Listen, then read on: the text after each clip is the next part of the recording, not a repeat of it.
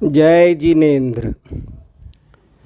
अभी मैंने 3 वक्ताओं के मुख से एक ही प्रश्न के 3 उत्तर सुने।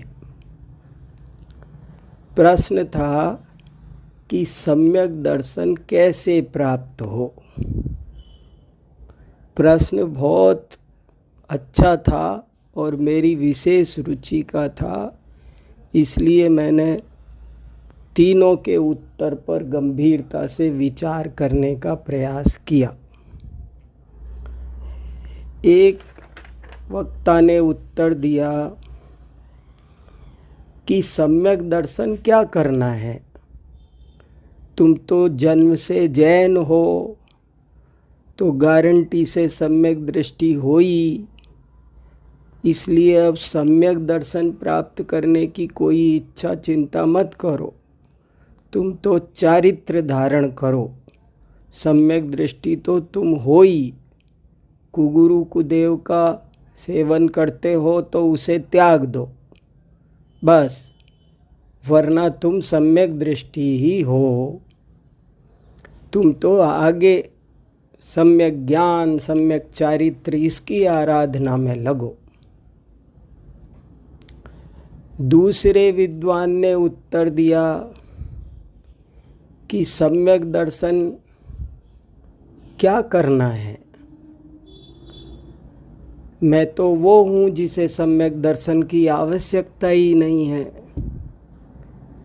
तुम सम्यक दर्शन की अभिलाषा मत करो, उसमें कुछ भी दम नहीं है, तुम उस पर ध्यान मत दो। तीसरे विद्वान वक्ता ने उत्तर दिया कि देखो, तुम नौकरी छोड़ो, निवृत्ति लो, व्यापार करते हो तो व्यापार बंद करो, तीव्र रुचि जगाओ, बिना निवृत्ति के काम नहीं होगा, निवृत्ति लेने से ही सम्यक दर्शन की प्राप्ति होगी। ऐसे मैंने 3 उत्तर सुने, उन्होंने इसे ही विस्तार करके समझाया, परंतु मैं अभी तक सोच रहा हूँ इन तीनों बातों पर और संतुष्ट नहीं हो रहा हूँ। मैं सोच रहा हूँ कि यदि कोई भी व्यक्ति हमसे ये पूछे कि सम्यक दर्शन कैसे प्राप्त करूं, तो हम जिनवाणी के वक्ताओं को जिनवाणी के अनुकूल क्या उत्तर देना चाहिए, किसमें उसका विशेष हित है। तो मेरी तो समझ में ये आता है कि उसे बहुत सावधानी से, बड़े भाग्य से उसने ऐसा प्रश्न पूछा है, इसे हमें बहुत गंभीरता से लेना चाहिए और कुछ ऐसा उत्तर देना चाहिए कि वो सचमुच सम्यक दर्शन प्राप्त करने के मार्ग पर लगे, और उसको अच्छे से समझाना चाहिए कि सम्यक दर्शन 7 तत्व के श्रद्धान का नाम है। ऐसा अनंत तीर्थंकरों ने और सभी आचार्यों ने ये एक बात कही है। तो पहली तो ये गांठ बांध लो कि 7 तत्व के सम्यक श्रद्धान से ही सम्यक दर्शन होता है, और कोई उपाय विश्व में नहीं है। तुम्हें जीव क्या है, अजीव क्या है, आश्रव बंध रूप दुख क्या है, संवर निर्जरा मोक्ष रूप सुख क्या है, तुम्हें कम से कम इन 4 मुद्दों पर एकदम सच्चा और पक्का श्रद्धान करना होगा कि स्वयं क्या है, पर क्या है, सुख क्या है और दुख क्या है, तभी तुम्हें सम्यक दर्शन की प्राप्ति होगी। इसलिए पहले में पहला सोपान ये है। फिर प्रश्न पैदा होगा कि ये 7 तत्व का श्रद्धान मैं कैसे करूं, तो उसको समझाया जाएगा कि 7 तत्व का श्रद्धान होना भी कोई ऐसा टोना टोटका नहीं है, अथवा किसी के कहने मात्र से नहीं हो पाता है, अंधश्रद्धा नहीं है। पहले तुम्हें इन 7 तत्वों को सम्यक रूप से जानना होगा, इनका सम्यक ज्ञान करना होगा। बिना ज्ञान के श्रद्धान नहीं होगा।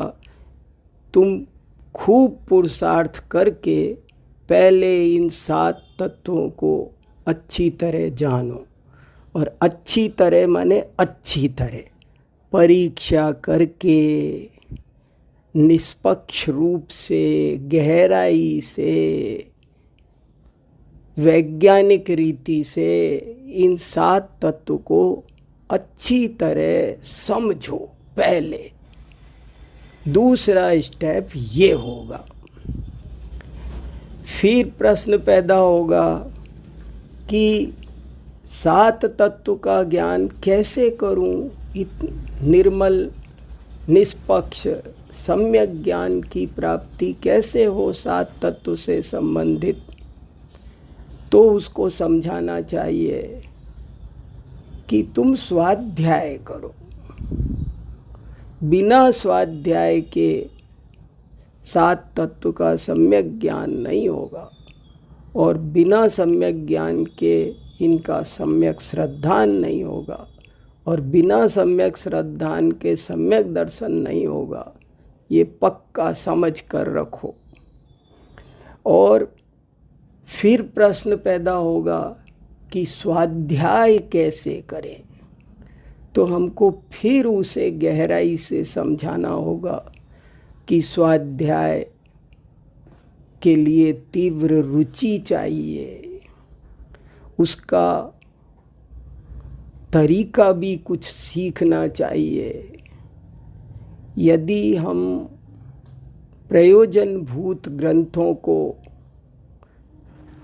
थोड़ा समय निकाल कर ईमानदारी से पढ़ें, सोचें, उन पर सोचने पर भी बहुत जोर देना चाहिए, क्योंकि तत्व विचार वाला ही सम्यक्त्व का अधिकारी होता है, अन्य कोई नहीं। तो उसे स्वाध्याय करना और फिर उस पर गहरा चिंतन करना, विचार करना, ये जरूरी है, ये बताना चाहिए।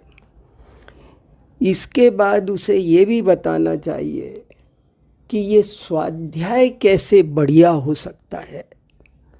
इसका भी तरीका है जो यद्यपि लंबा है, परंतु फिर भी यहाँ हम कुछ बातें उसे और बता सकते हैं कि कैसे वो समय का महत्व समझे, मनुष्य जीवन की दुर्लभता समझे, इन संयोगों की दुर्लभता का अनुभव करे, और निरंतर स्वाध्याय में जुटे, अधिकाधिक स्वाध्याय करे, सूक्ष्मता और एकाग्रता बढ़ाए, ईमानदारी से, आत्महित की विशुद्ध भावना से वो प्रयोजनभूत ग्रंथों के अध्ययन में, स्वाध्याय में तत्चित्त होगा, तो उसे अवश्य ही सम्यक ज्ञान की प्राप्ति होगी।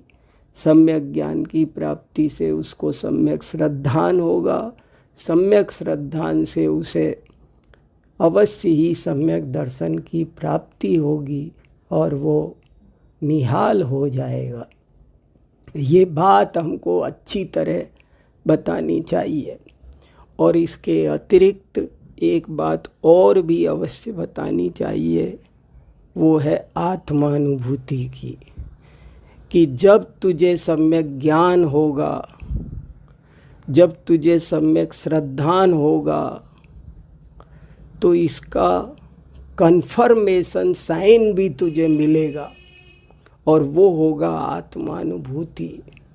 तुझे पल भर के लिए सिद्ध समान अतीन्द्रिय आनंद का रस प्राप्त होगा, आत्मानुभूति प्रकट होगी, तभी तू समझना कि अब सम्यक दर्शन की प्राप्ति हुई।